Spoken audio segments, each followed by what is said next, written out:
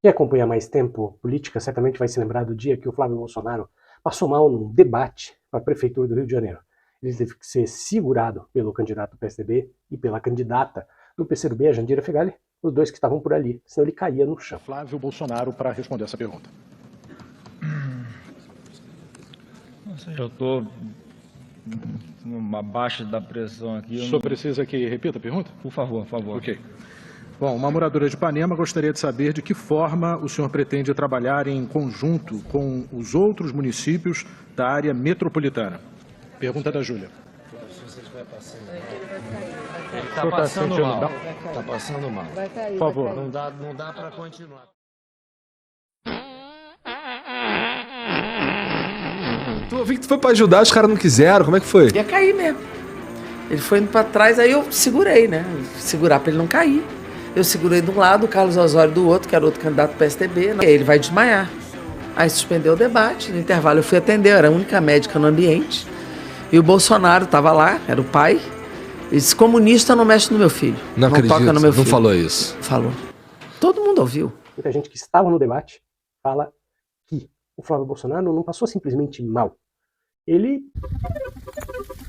Eu não posso garantir se isso é verdade ou não estava lá, a televisão não mostrou, ainda que fosse verdade, e ninguém fala a respeito. Mas por que isso tem relevância no cenário político? Você acha que se fosse o Lula, o Haddad, qualquer um, que tivesse passado pela mesma situação, qual teria sido a reação da extrema-direita sobre o fato? Mas aí você pode estar se perguntando o seguinte, peraí Marcelo, você está achando que a esquerda tem que agir da mesma maneira baixa que a extrema-direita, sendo que é justamente isso que nos diferencia deles? Não, eu não estou achando isso, mas eu estou apenas fazendo um diagnóstico do que acontece na vida real. A extrema-direita, ela consegue fazer uma aglutinação social por coisas muito pequenas. E sabe por que ela consegue isso? Porque ela pega aquilo que fala mais alto para as pessoas. Quando ela fala que sucumbir a uma doença é coisa de boiola, que é mimimi, ela está falando fundo no preconceito normal que tem as pessoas. E por que as pessoas têm esses preconceitos normais? Por que as pessoas têm esses medos normais? Porque o ser humano, na verdade, é um ser muito básico. Poucas pessoas conseguem efetivamente ir um pouco além. Há bastante tempo atrás, perguntaram numa entrevista coletiva para o ator George Clooney se ele era gay. Aí ele responde assim, você está tentando me ofender com essa pergunta? Porque essa pergunta não me ofende. Se eu fosse gay, isso não faria diferença nenhuma. Eu convivo com gays, adoro gays, e não vai mudar em absolutamente nada o que eu estou fazendo aqui. Nem o meu comportamento. Ele respondeu alto, ele respondeu altivamente, e a pessoa simplesmente ficou quieta. Onde está o X da questão? Muita gente, naquele momento social, não teria a frieza que ele teve. A pessoa teria dito simplesmente, não, imagina que eu sou gay, claro que não. Ou seja, a maioria das pessoas teria medo. É mais ou menos aquele negócio que a gente aprende desde criança, que quando você bota um apelido no seu amiguinho e o seu amiguinho se importa com o apelido, é aí que o apelido pega. Mas antes de continuar esse vídeo, peço para você a gentileza de se inscrever no canal, ativar o sininho de notificação para ser avisado dos vídeos todos os dias e considere a hipótese de ser membro do canal, R$ 4,99 por mês, e você me ajuda a fazer mais 1 milhão de vídeos todo dia. A extrema-direita, ela não tem normalmente pessoas muito cerebrinas, pessoas que entendem muito de psicologia. Mas o que ela tem é uma ousadia de enfrentar, de jogar na cara aquilo que costuma ser um medo comum, inclusive deles. É que a intenção da extrema-direita sempre é colocar as pessoas contra a parede. E a esquerda não sabe lidar com isso, ela não sabe fazer esse tipo de comunicação. Talvez se a esquerda aprendesse a colocar a extrema-direita contra a parede efetivamente, talvez eu acho que a gente não estaria numa situação tão difícil hoje em dia, especialmente em termos de comunicação. A extrema-direita dá um banho nas redes sociais na esquerda. E por quê? Porque a gente tem certos medos de abordar determinadas coisas através de determinados pontos de vista, e isso impede que o debate seja travado com paridade de armas. E a prova disso que eu estou falando é muito básica.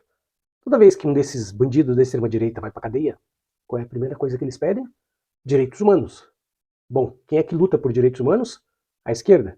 Significando dizer que, obviamente, todo mundo quer direitos humanos. Só que a forma da esquerda tratar os direitos humanos dá a impressão, e por que dá a impressão? Porque ela está sempre na defensiva e nunca no ataque, dá a impressão que ela só quer direitos humanos para as pessoas que estão presas. E na cabeça de uma pessoa comum, uma pessoa que está presa é porque cometeu um crime. Ou seja, É fácil de concluir que na cabeça de uma pessoa comum, a esquerda só defende direitos humanos para bandido. Por que o cara da esquerda não diz assim, ô fulano, por que vocês estão pedindo aí direitos humanos para aquele cara que foi preso, tentando quebrar tudo? Não era vocês que condenavam direitos humanos? Eu acho, o cara da esquerda deveria dizer, que não deviam dar direitos humanos para eles. Sabe por quê? Porque direitos humanos é para humanos direitos. O que é que vocês estão pedindo agora? Tem que sair das cordas, tem que começar o ataque. A linha de combate tem que ser exatamente a mesma. E não adianta vir com aquela historinha que eu escuto aqui no canal o tempo todo. Ah, mas não sei o que, isso aí é o mesmo discurso com sinal trocado. Não se trata de mesmo discurso com sinal trocado. Se trata de entender que nós estamos numa guerra. E é sim uma guerra ideológica. É guerra ideológica. E quem criou essa guerra ideológica não fomos nós. Mas se foram eles que criaram essa narrativa, essa guerra ideológica, bom, e se ela está prevalecendo, significa que é nesse campo que nós temos que lutar. É que a esquerda parece que tem medo de abordar certas coisas, e naquela ingenuidade da esquerda de uma maneira geral, ela acha que as pessoas vão entender o que não está sendo dito, as pessoas vão entender aquilo que está subliminarmente citado. Mas não, amigos, as pessoas não vão entender. Elas precisam ser avisadas o tempo todo sobre as coisas. Eu vou fazer uma pergunta direta. Eu queria que você me respondesse honestamente. Quais as chances de um cara como você e uma garota como eu ficarmos juntos? Seja franca. Fale a verdade. Eu diria 1 chance em 1 milhão.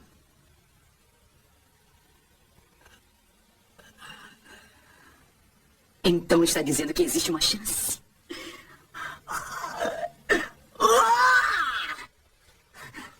Eu entendi.